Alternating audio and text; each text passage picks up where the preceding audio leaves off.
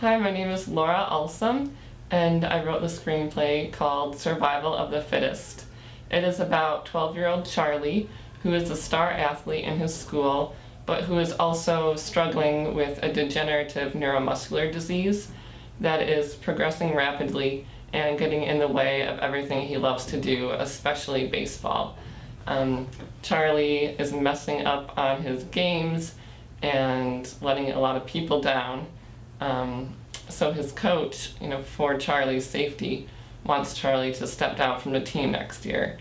And to make matters worse, his school wants him to be in the special education classroom next year because they're nervous and want him in a safe environment. Charlie, of course, hates this idea, and he signs up for the science fair with his best friend Meg so that they can win and he can prove to everyone else and to himself that he is smart and capable of winning something.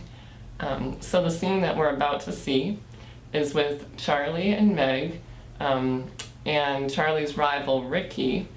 They are preparing for the science fair, and Ricky is trying to get into Charlie and Meg's head a little bit and intimidate them, and the scene escalates from there. So enjoy, and thank you very much. My name is Tessa Fixer-Caniglio. The script is titled Anita. It takes place in 1920s Berlin during the Weimar Republic. It tracks the life of the famous dancer Anita Berber from the age of 16 to 29 when she died of tuberculosis. She was a forerunner in the expressionist dance movement. Sort of the driving force behind her wanting to be a famous artist or dancer was that her parents abandoned her when she was a child, and they were also famous artists. And they both lived in Germany. Her mother lived in Berlin and her dad lived in Munich, and she tried desperately to get them to appreciate her art and recognize her as a famous, talented artist as well. The scene you're gonna see is between her and her mother after several good reviews came out of Anita and they started making porcelain statues of her, and so she comes to bring her mother a porcelain statue. Her mother is really not interested, doesn't really care to have it, and tells Anita that she doesn't respect her art or even think it's legitimate art. My name is Jennifer Gimlin, and the title of my script is called From Out That Shadow, which is from an Edgar Allan Poe poem, The Raven. And I mention this because one of the characters in my script is based on a real-life person, the Poe toaster, who would show up to Edgar Allan Poe's grave every year and toast the late writer on his birthday.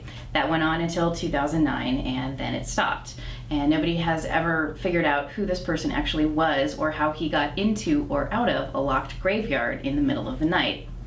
My story is a romantic comedy mystery. It's set in present-day Baltimore, and it centers on Nick Buford. He's a washed-up reporter who's framed for murder, and the only person who can clear his name is the mysterious Poe toaster.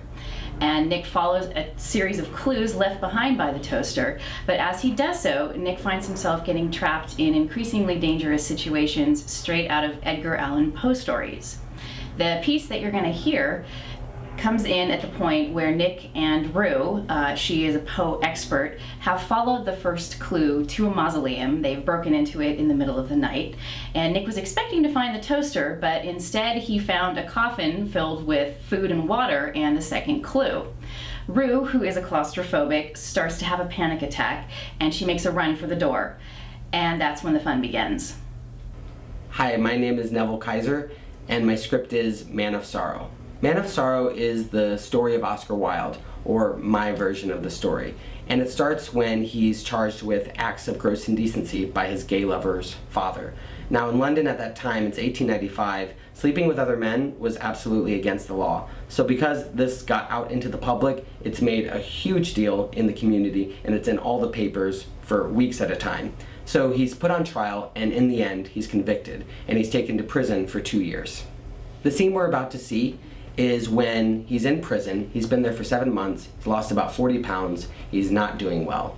And the priest of the prison decides to pay him a visit in his cell and has a proposition for him. Hi, my name is Felicia Mary, and I wrote the feature script Love Squared. And Love Squared is a story about April Monroe, who is in her mid-40s and who is pretty much a very bitter divorcee. She's forced to take in her philandering ex-husband Keith after he gets amnesia. And the problem with this, other than the obvious, is that he forgets the entire marriage and therefore forgets all the mistakes he made in it. Which really pisses April off, because he essentially is like his original self, the man she first fell in love with. So April's main struggle is really try not to fall in love with him all over again. The scene we're about to see is at the high school graduation party of their daughter. April hasn't seen Keith in years, which is more by design than anything else. And the fact that he's clearly still a ladies' man doesn't help matters with April. It just basically brings up age-old resentment for her. This scene is between April, her sister Taryn, and Keith. My name is Leia Black, and I wrote Kauai High. Kauai High is a fish-out-of-water coming-of-age story about Lily and Ryan, kids of a wealthy Virginia senator. Lily convinces Ryan to run away with her to escape an increasingly tense series of family scandals involving both the kids and their philandering father. They end up at their aunt's house on Kauai, an island in Hawaii, and they think that they're going to be on a permanent beach vacation. But that dream is cut short when they're forced to enroll in the local high school. The scene you're about to see is Lily's first day at the school, which is the complete opposite of her preparatory academy in DC. My name is Anthony Marcasello, and the title of my TV series is Pandora, and the pilot is called Hearts of Stone. Pandora is about a single mother who lives in present-day Chicago, Alex. She's secretly hiding a double life as the descendant of the first woman, Pandora. But when her teenage daughter, Hope, finds out the truth, it comes with a catch. They are cursed with hunting down all of the evils released from Pandora's box. Along the way, they grow closer, realizing that even the heaviest burdens are actually blessings in disguise. In this scene, Hope comes home with an important clue to who actually murdered their grandmother, who they believe is an evil. But Alex, she no longer wants to put her daughter in harm's way, and she asks her to step down from a role of hunting down evils. I'm Daniel Perez, and my pilot is called Valkyrie. Valkyrie is a supernatural drama that fuses elements of Norse mythology with a contemporary setting. Valkyrie translates to choosers of the slain, and the Valkyrie in Norse mythology were fierce women warriors who would travel to the mortal realm and select the bravest fallen heroes of Earth for an impending war of the heavens. In my take, Valhalla has fallen on hard times. Of the dozens of Valkyrie that previously protected the world, only one remains. This is where my protagonist, Lisa Kim, comes into the picture. She's a medical student. She is the dutiful first daughter of Korean immigrants, and she's the kind of person who always puts her obligations first, even when it comes at the expense of her own wishes and desires. After Lisa sacrifices her life saving a child in a liquor store robbery, she is chosen by the gods of Valhalla to take up the mantle of the Valkyrie. In the scene that you're about to see, Lisa has not yet become a Valkyrie.